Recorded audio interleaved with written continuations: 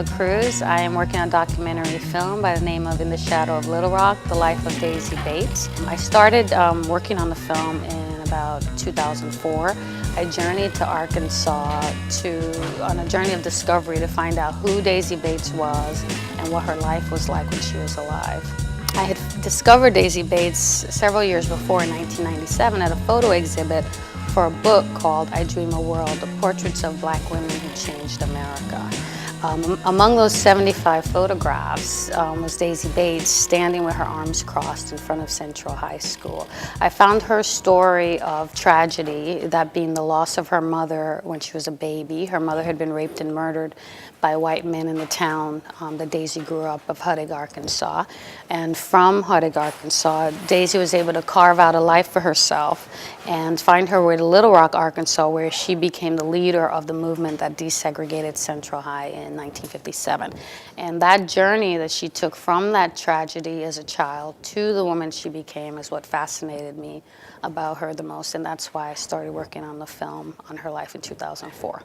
Something about her story really resonates with me, and I think, something about the child not knowing who they are and losing their mother so young. I guess even if you've never experienced it, you understand that's a loss that can never be filled, and that's a hole and a void in her that can never be filled. So I really connected to that. So I admire her, and I admire her accomplishments because she did a lot with a lot less than obviously I've had. You know, she's had a much harder life than I have had. Unfortunately, there aren't a lot of films on television about people of color. Certainly not that represents our population, you know.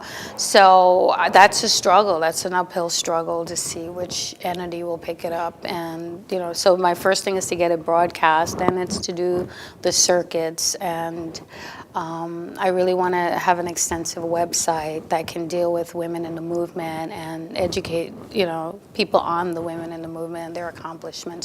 Not just Daisy Bates, but all of her sisters in the movement. I think that would be a great tribute to her. So those are the main things for me, is to get it on air. I think the film, when it's completed, will be critical to telling another aspect of the civil rights movement. Most people have a very hard time naming any female activists in the civil rights movement outside of Rosa Parks.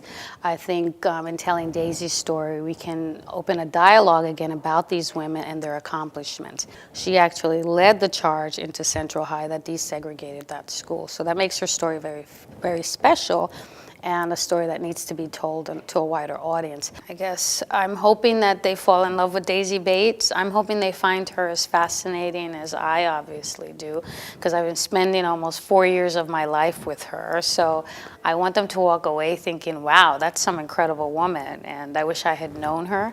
That's my aspirations. I want, you know, in particular, school kids to look at the film. I think Daisy's life is testament to the fact that especially as we reach adulthood, for children, they should know that even if they have tragic childhoods, because it doesn't get any worse than her childhood, is that you don't have to be defined by the circumstances of your birth, and your life doesn't have to stop. The great thing about her is she defied all the rules of who would be considered a hero by the standards that our societies usually decide.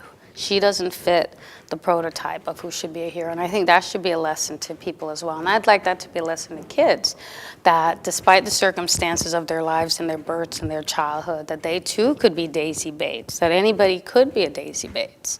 You know, if you see a wrong, that you could step in and say, I think this is wrong, and I'm willing to fight that fight. And I think that's what makes her really special, is that, yeah, she wasn't born to greatness, but she certainly, you know, did become this great person.